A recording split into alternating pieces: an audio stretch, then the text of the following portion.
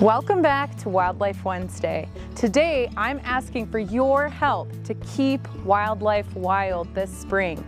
It's that time of year. We're finding baby animals, especially baby birds, all over the place.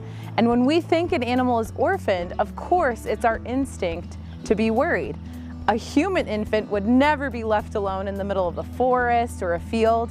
But these are not humans, they're wild animals, and animals raise their young very differently than us. It's so important to remember that when we intervene in these kinds of situations, we almost always end up doing more harm than good. If you find a bird with no feathers and closed eyes, you have found a nestling or a hatchling that probably fell out of the nest or was taken from the nest by a predator. Now, this bird cannot survive on its own. Your absolute best option is to put on some gloves and place that bird back in the nest if you can find it. The parents will not care that you touched it.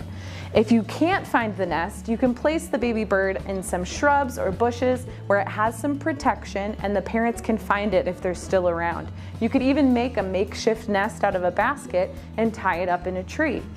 Bringing it into your home or a rehab center is not usually the best option. It's very unlikely this bird would survive in your care, and while it's hard to think about, baby birds are an important food source for other animals that are trying to survive this spring. So if you find a bird with some feathers and open eyes hopping around your yard, you have found a fledgling. This bird does not need your help.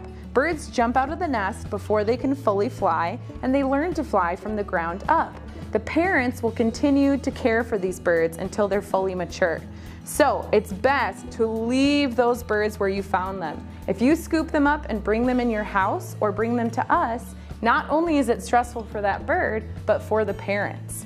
Now, we get lots of calls of people worried about how vulnerable the fledglings are on the ground.